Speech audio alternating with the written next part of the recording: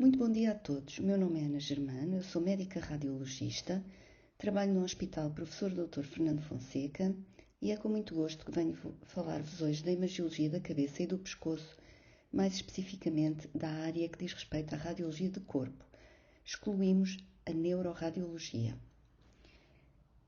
Deixo-vos o meu contacto pessoal, se tiverem alguma dúvida ou questão que queiram colocar.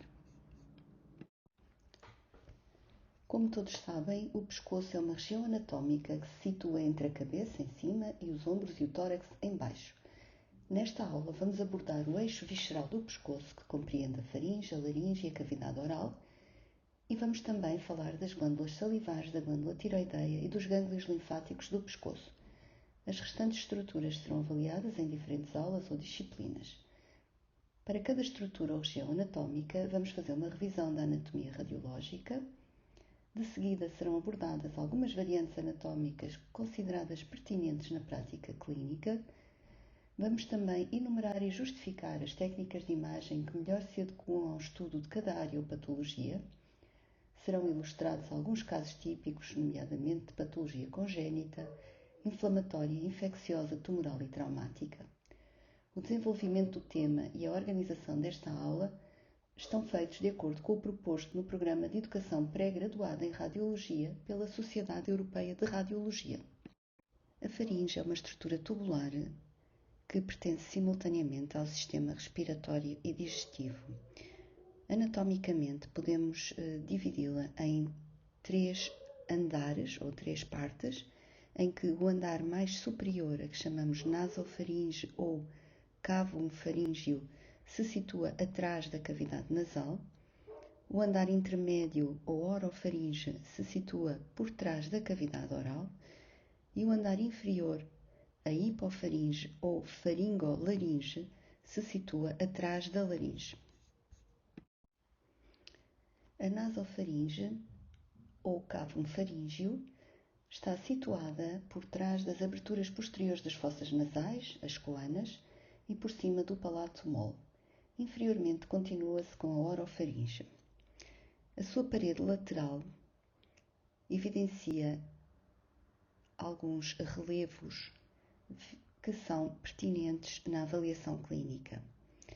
Anteriormente, identifica-se o orifício do óstium faríngeo da trompa auditiva. Posteriormente, há um relevo mucoso que recobre a extremidade da trompa auditiva e dos músculos adjacentes, o torus tubárius. Devido à orientação desta estrutura na cavidade da nasofaringe, forma-se posteriormente a ela um recesso profundo que se chama o recesso faríngeo ou fosseta de Rosenmüller. Uma importante quantidade de tecido linfóide, a amígdala faríngea ou adenoides, está situada na mucosa que cobre o teto da nasofaringe. O aumento do volume desta amígdala pode preencher completamente a cavidade da nasofaringe, como vemos na imagem à esquerda, e impedir a circulação do ar por essa via. Esta será então possível unicamente pela boca.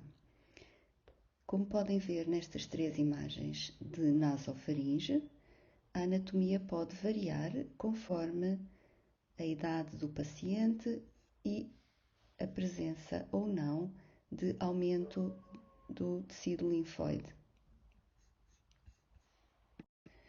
Enquanto a nasofaringe pertence unicamente ao sistema respiratório, a orofaringe é um cruzamento entre as vias respiratória e digestiva. A orofaringe, que se situa por trás da cavidade oral, inclui a base da língua, as amígdalas linguais, a superfície inferior do palato mole, a úvula, as valéculas e a parede posterior da faringe. Entre a base da língua e a epiglote, e a unir as duas estruturas, há uma prega mediana, a prega glossoepiglótica, e 2 pregas laterais, as pregas faringoepiglóticas, que delimitam bolsas mucosas, as valéculas. Os arcos palatoglossos, um de cada lado, recobrem os músculos palatoglossos e marcam o limite entre a cavidade oral, anteriormente, e a orofaringe, posteriormente. Atrás há outro par de pregas, os arcos palatofaríngeos, que cobrem os músculos com o mesmo nome. As amígdalas palatinas são amálgamas ovoides de tecido linfóide, situado nas fossas amigdalinas, na orofaringe, entre os arcos palatoglosso anteriormente e palatofaríngeo posteriormente. Na imagem da esquerda, observamos amígdalas palatinas proeminentes, que se unem na linha média, numa criança, e na imagem da direita, uma pessoa que fez uma prévia amigdalectomia e então não vemos as amígdalas palatinas, mas vemos os arcos palatoglosso e palatofaríngeo a delimitar as locas respectivas. A hipofaringe ou faringolaringe estende-se do bordo superior da epiglote superiormente à boca do esófago inferiormente. A entrada da laringe abre-se na parede anterior da laringofaringe. Abaixo da entrada da laringe, a parede anterior da hipofaringe é formada pela parte posterior da laringe. Há um par de recessos mucosos, os seios piriformes, que se situam entre a parte central da laringe e as lâminas laterais da cartilagem tiroide. Estes seios piriformes, que fazem parte da hipofaringe, delimitam os sulcos que dirigem os sólidos e os líquidos da cavidade oral em torno da laringe para o esófago. Nestas três imagens vemos os seios piriformes. Na imagem da esquerda, desenhados por ar numa reconstrução tridimensional de TAC.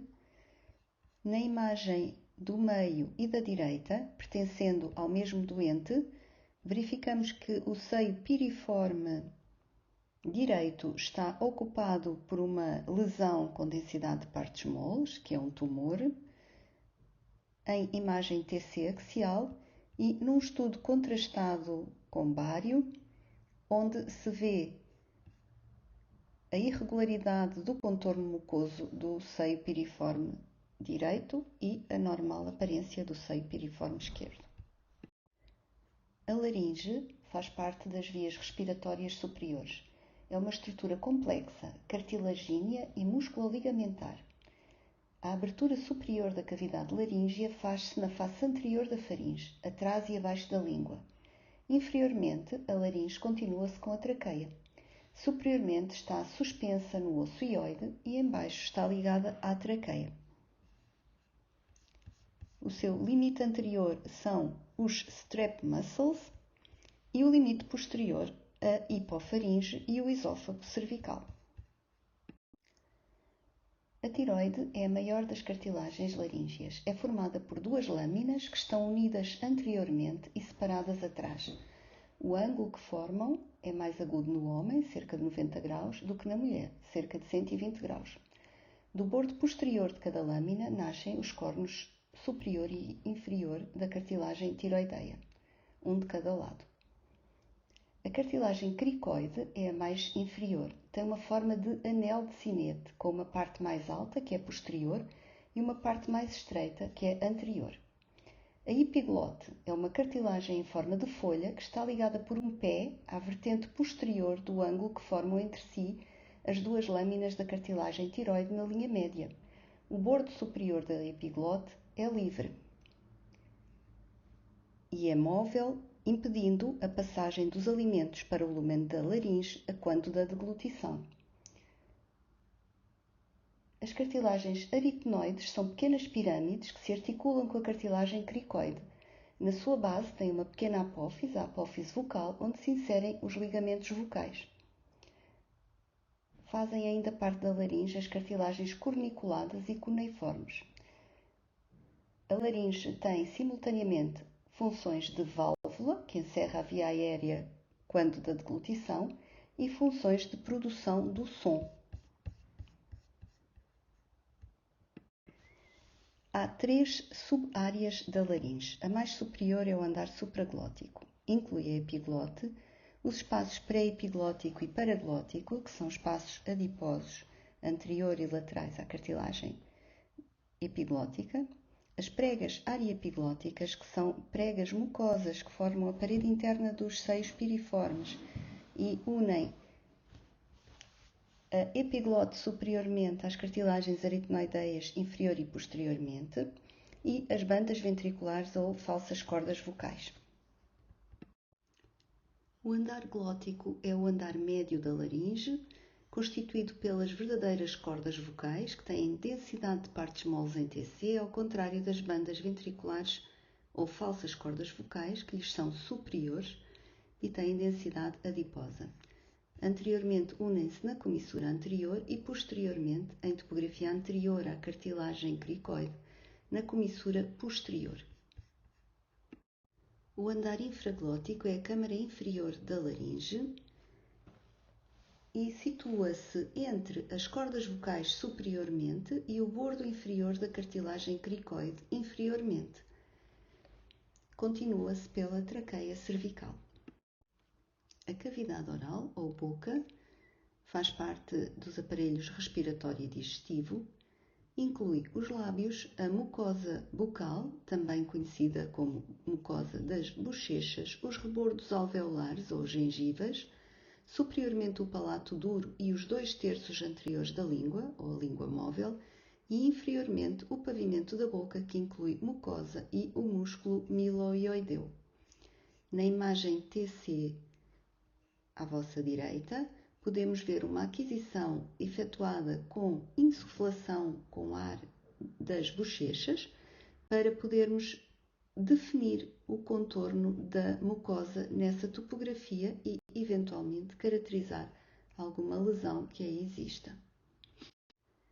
No esquema à vossa esquerda e na imagem de ressonância magnética à vossa direita, em plano coronal, podemos ver de cima para baixo o palato duro, os músculos intrínsecos da língua móvel, no meio o septo lingual, inferiormente o músculo miloioideu, esta fina estrutura em hipossinal, que pode ser grosseiramente comparada a uma cama de rede que suporta as estruturas contidas na cavidade oral. E inferiormente ou superficialmente ao músculo miloioideu, de cada lado, os ventres anteriores dos músculos digástricos. As glândulas salivares secretam saliva e amilase salivar para a cavidade oral. São fundamentais para a formação do bolo alimentar, para o início da digestão oral e facilitam a passagem do bolo alimentar para o trato digestivo gastrointestinal superior. As parótidas são as maiores das glândulas salivares. Estão situadas de cada lado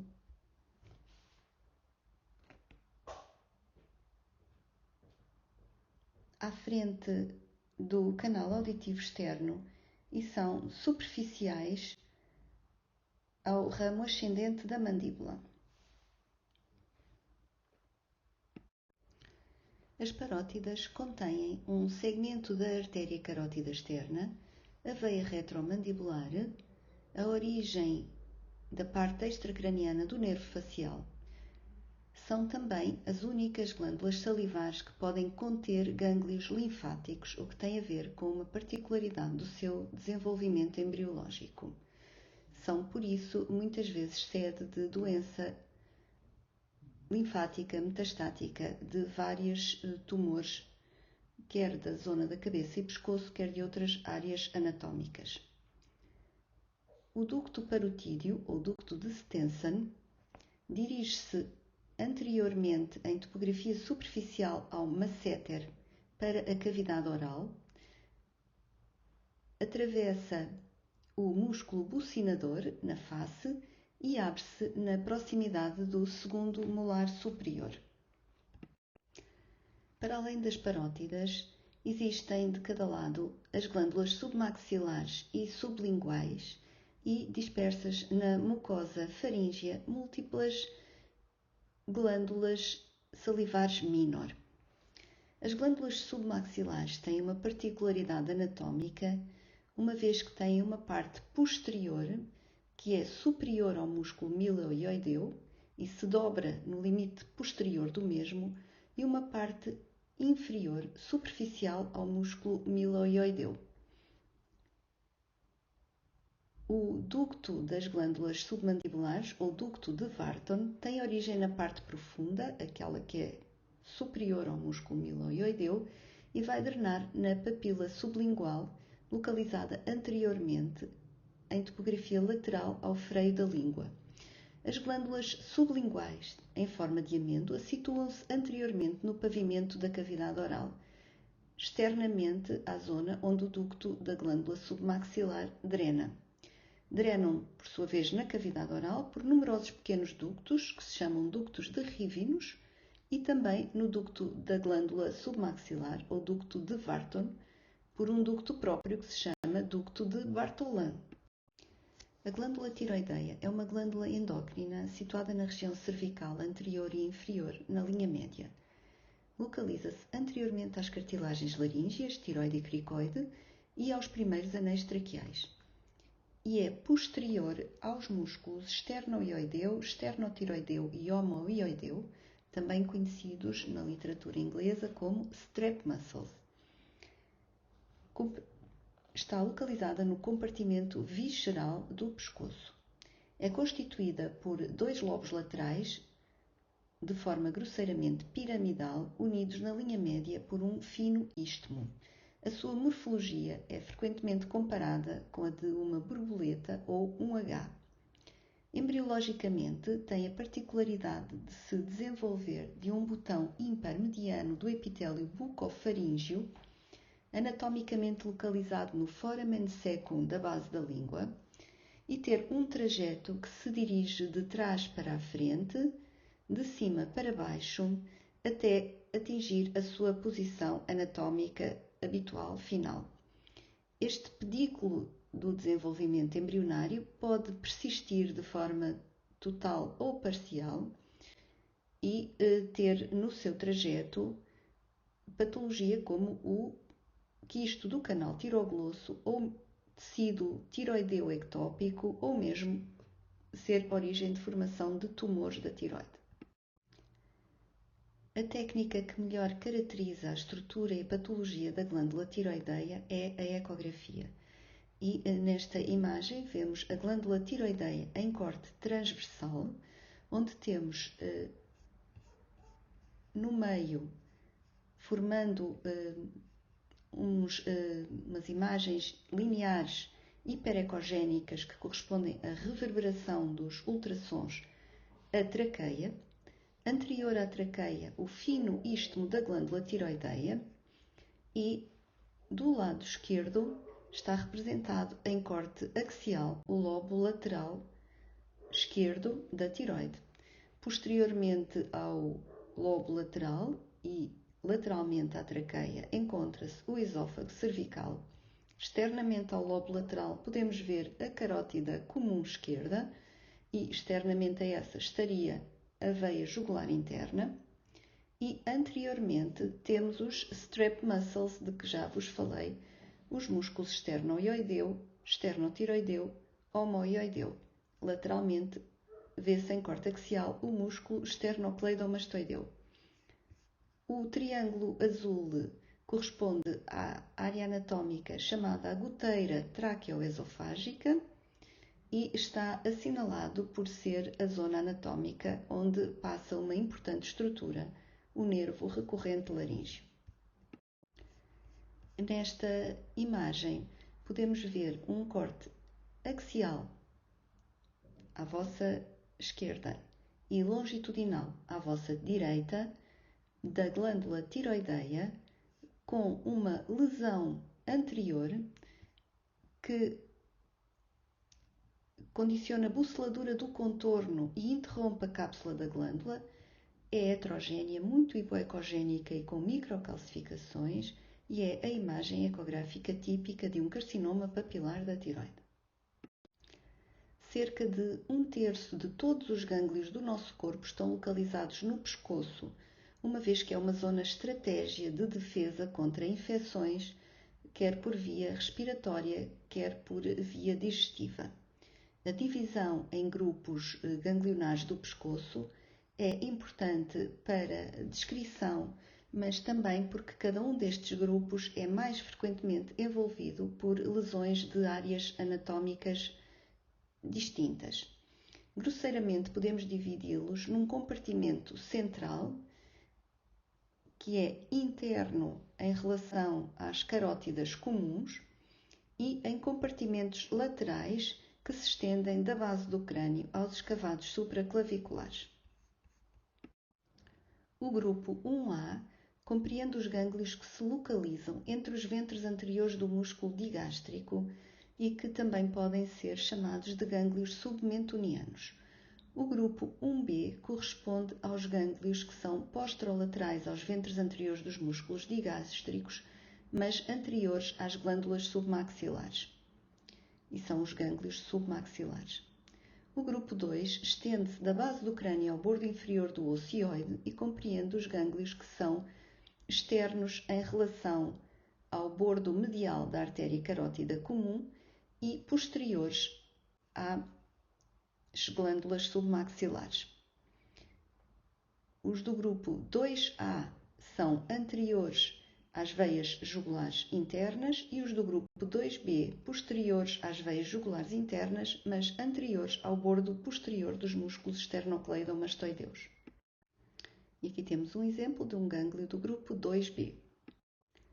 Os gânglios do grupo 3 localizam-se inferiormente ao bordo inferior do ocioide até ao bordo inferior da cartilagem cricoide. São posteriores às veias jugulares internas e anteriores ao bordo posterior dos músculos esternocleidomastoideus e são externos em relação aos bordos mediais das artérias carótidas comuns. Os gânglios do grupo 4 estendem-se do bordo inferior da cartilagem cricoide até à clavícula, do bordo anterior do músculo esternocleidomastoideu ao bordo posterior do esternocleidomastoideu e do músculo escaleno anterior. São externos em relação ao bordo medial da artéria carótida comum. Incluem os gânglios supraclaviculares. Vemos nesta imagem uma volumosa adenomegália do grupo 4, à direita, e múltiplas à esquerda. Os gânglios do grupo 5 estendem-se da base do crânio até à clavícula e são sempre posteriores ao bordo posterior do músculo esternocleidomastoideu. São anteriores ao bordo anterior dos músculos trapézios. Os gânglios do grupo 6 pertencem ao compartimento central profundo do pescoço. Estendem-se desde superiormente o bordo inferior do osso hioide até inferiormente ao manúbrio esternal. São profundos ao platisma e medialmente anteriores à traqueia e lateralmente anteriores aos músculos pré-vertebrais. Estão localizados medialmente em relação aos bordos mediais das artérias carótidas comuns. Para além dos gânglios já referidos, que correspondem às cadeias ganglionares profundas, existem também no pescoço várias cadeias ganglionares superficiais, que incluem, nomeadamente, os gânglios intraparotídeos e os gânglios occipitais.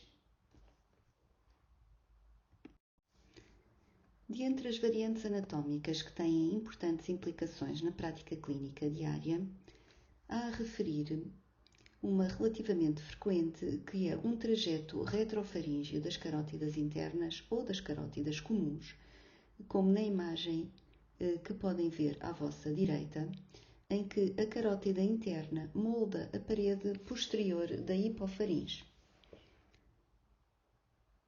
Quando isto acontece, o clínico que vê o espaço faríngeo por observação direta, endoscópica ou visualização direta, o que vê é um abaulamento da parede posterior e pode suspeitar de uma eventual lesão submucosa.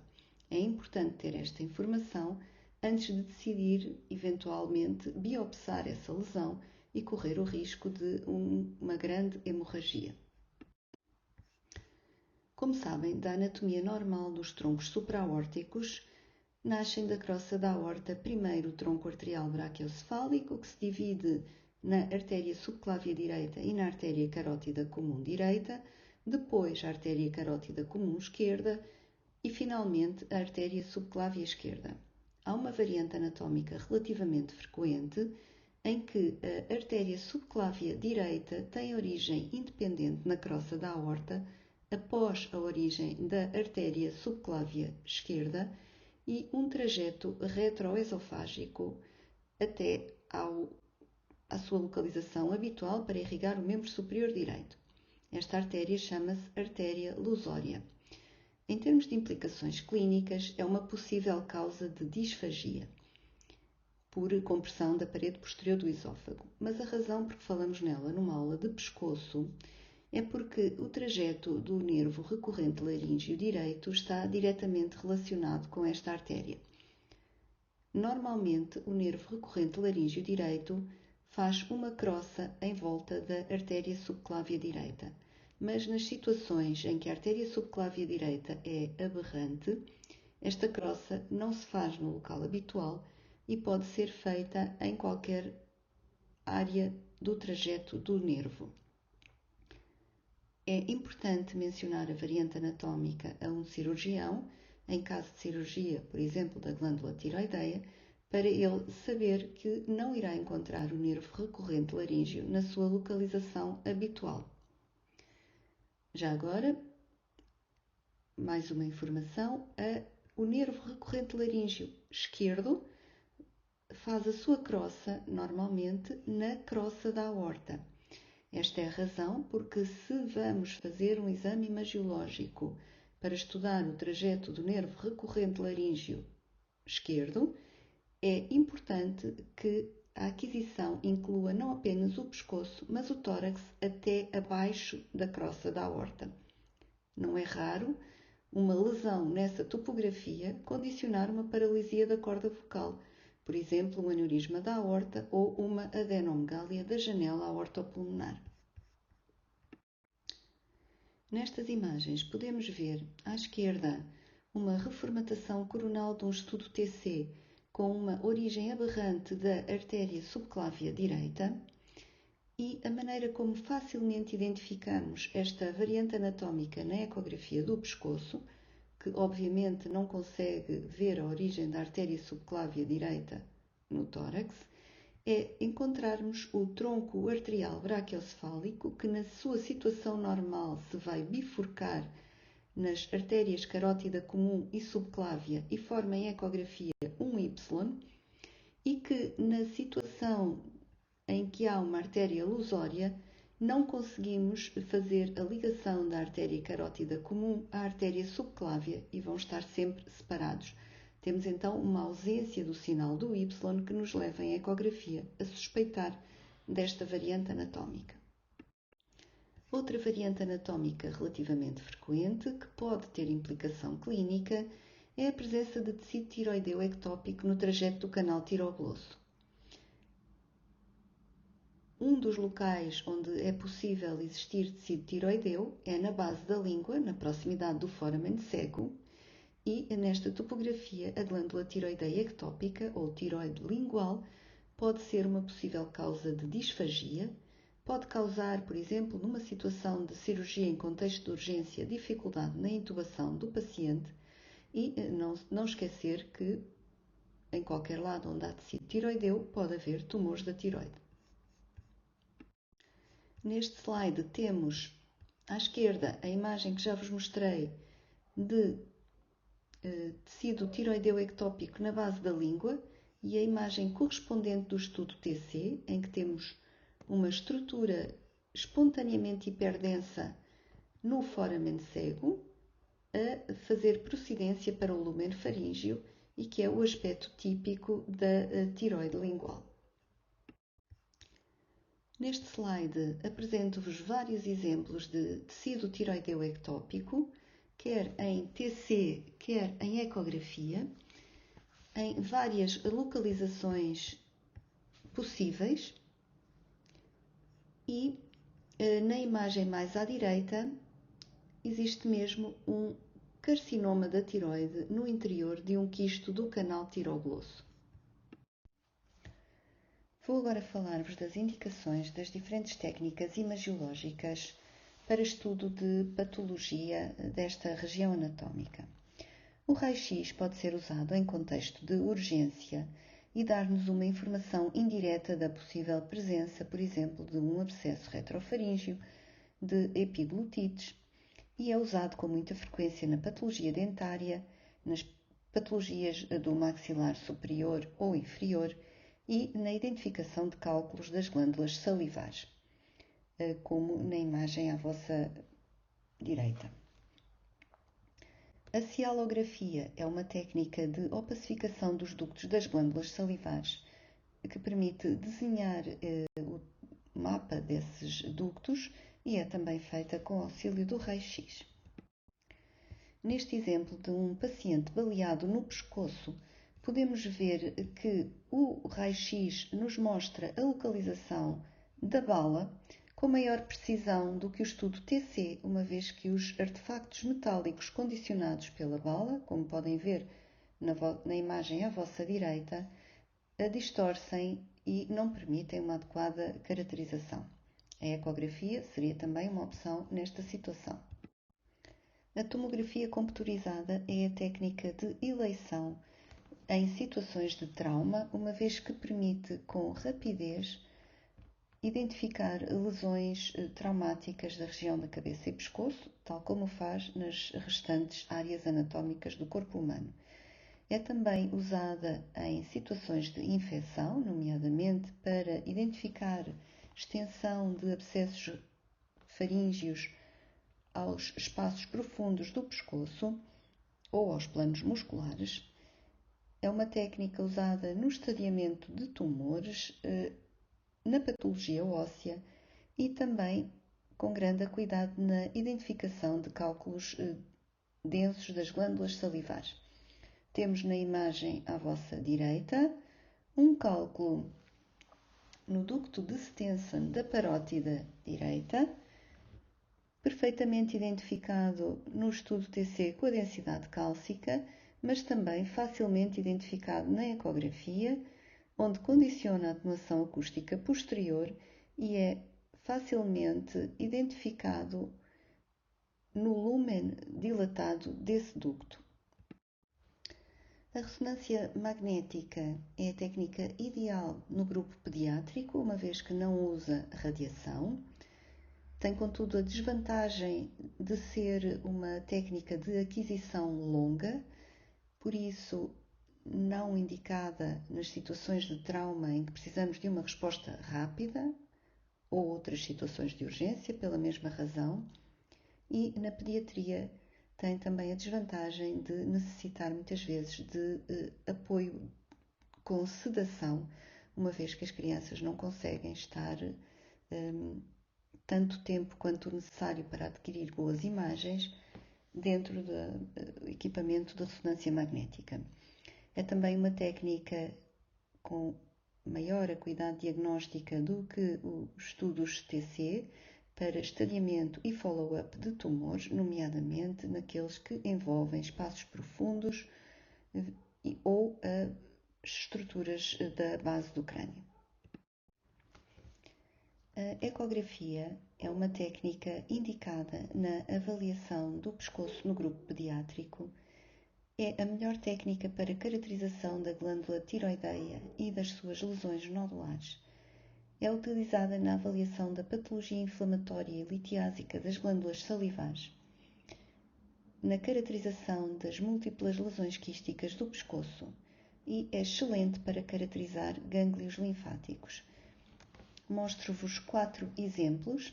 A imagem com o número 1, que mostra um gânglio linfático normal do pescoço, com morfologia ovalada, com área hipoecogénica à periferia e área hiperecogénica central, tendo uma forma que pode ser comparada a um rim, e uma ecoestrutura também poderá ser idêntica em comparação ecográfica ao rim.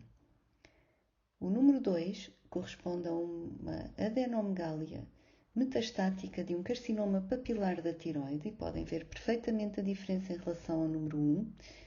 Não há definição do hilo ecogénico, existem zonas quísticas à periferia do gânglio e tecido heterogéneo e com microcalcificações na região central, idêntico a um tumor da glândula tiroideia. A imagem 3 mostra a vascularização normal de um gânglio linfático por ecografia com definição de microvascularização. E a imagem 4 mostra o hilo ganglionar normal em ecodoppler.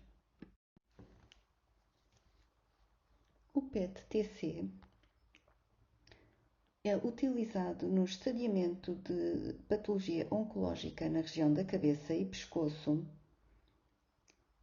Tem a vantagem de permitir uma aquisição simultaneamente funcional e anatómica e vai ser objeto de estudo em aula diferente, razão pela qual não é detalhada nesta. Amigdalites são processos inflamatórios ou infecciosos das amígdalas palatinas que, quando não há complicações, não têm indicação para ser estudados por nenhuma técnica de imagem. Uma complicação frequente é a formação de abscessos periamigdalinos e amigdalinos que têm indicação para drenagem cirúrgica e, por isso, indicação para realização de exames complementares de imagem em situação de urgência para definição dessas lesões.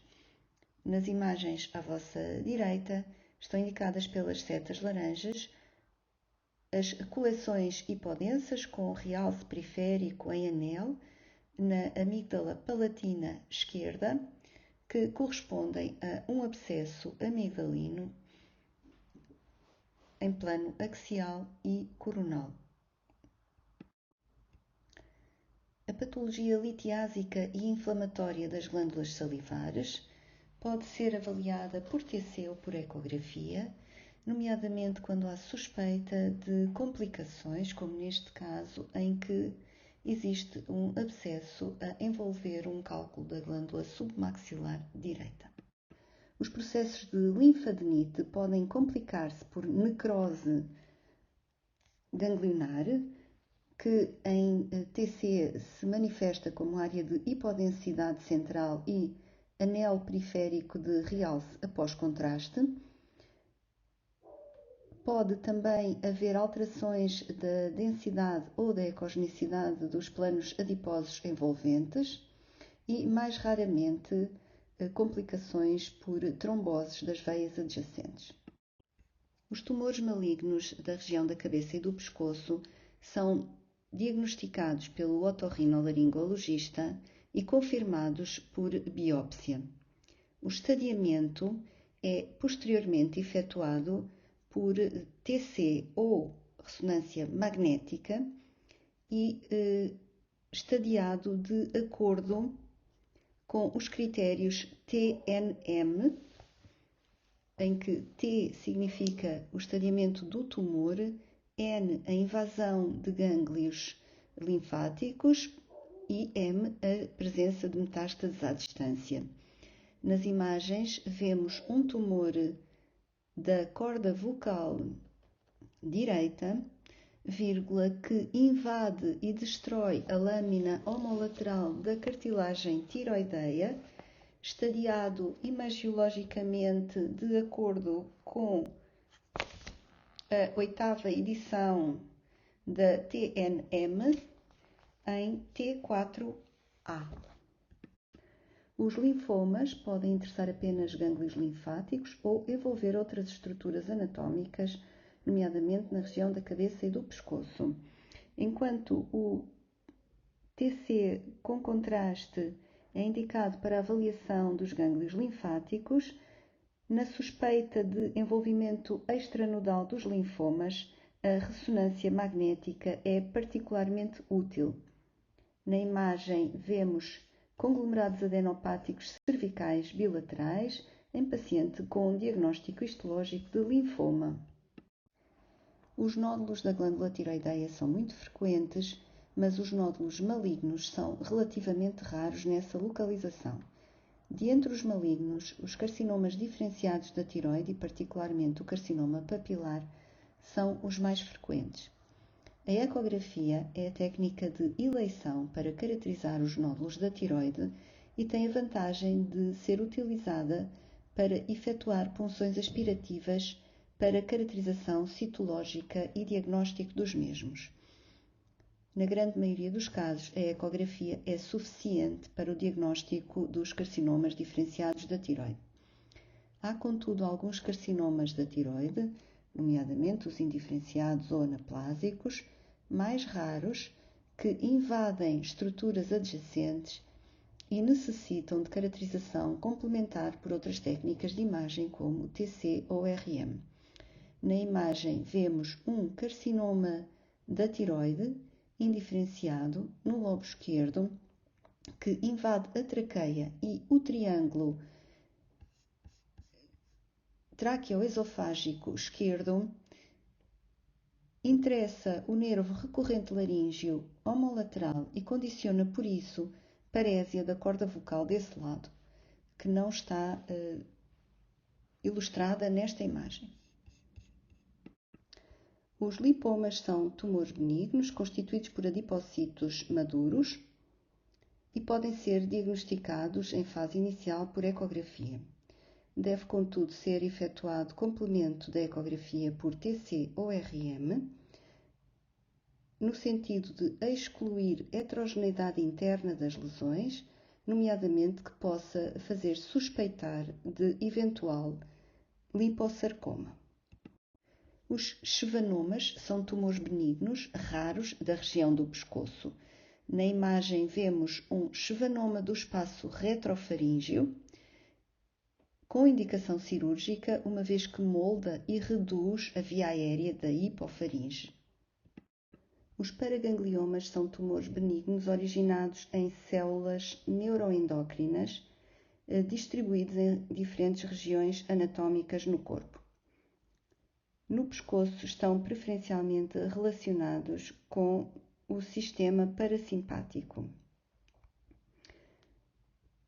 Entre as várias localizações na região da cabeça e do pescoço, salientamos os tumores do corpo carotídeo, que têm um aspecto patognomónico em TC e RM, uma vez que afastam as carótidas interna e externa na bifurcação carotídea, causando aquilo que se chama o sinal de Lira. Os adenomas pleomórficos são os tumores benignos mais frequentes das glândulas salivares. Têm, contudo, um risco potencial de transformação maligna, pelo que está indicado, quando diagnosticados, a sua excisão cirúrgica. O diagnóstico citológico é feito por punção aspirativa guiada por ecografia. A TC e, sobretudo, a ressonância magnética permitem uma melhor caracterização da lesão, nomeadamente identificação de possíveis características com suspeição de malignidade, envolvimento de lesões em localizações não acessíveis à ecografia, por exemplo, os espaços parafaríngeos ou o lobo profundo das parótidas, e, em caso de lesão maligna, avaliam a possível disseminação à distância. A patologia traumática da laringe é rara, mas põe potencialmente em risco a vida, uma vez que pode condicionar a obliteração da via aérea. Na imagem mostramos um exemplo de fratura da cartilagem cricoide com desalinhamento das vertentes direita e esquerda do anel cricoideu. A paciente que apresenta fratura do anel cricoideu evidenciava também fratura do corno superior da cartilagem tiroideia. As fraturas laríngeas são por vezes subtis e difíceis de diagnosticar em TC, pelo que é necessário um elevado grau de suspeição para o seu diagnóstico. Os quistos do canal tiroglosso são as lesões quísticas cervicais mais frequentes na idade pediátrica. Correspondem a remanescentes quísticos do canal tiroglosso e podem ser, por isso, identificados em qualquer ponto do seu trajeto. Na idade pediátrica, a ecografia é a técnica de eleição para avaliar estas lesões. Pode ser complementada por TC ou RM em caso de dúvida ou sobreinfecção.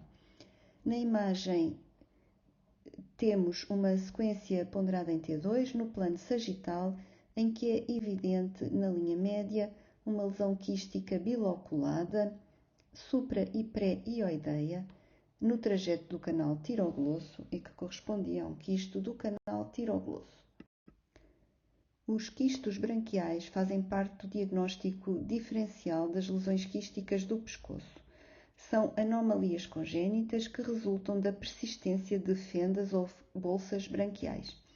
Na imagem vemos um exemplo de um quisto da segunda fenda branquial, à direita, cujo diagnóstico foi confirmado por punção aspirativa guiada por ecografia, onde se identifica o aspecto típico leitoso do conteúdo destas lesões. É importante a punção aspirativa, sobretudo quando o diagnóstico é feito na idade adulta, uma vez que o diagnóstico diferencial de lesões com este aspecto e nesta localização é com metástases necrosadas de carcinoma pavimento-celular.